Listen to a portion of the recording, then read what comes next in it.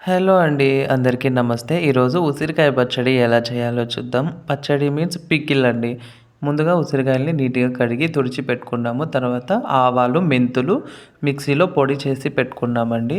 పొడి చేసి పెట్టుకున్నాక ఉసిరికాయల్ని బాగా ఆయిల్‌లో డీప్ ఫ్రై చేశామండి.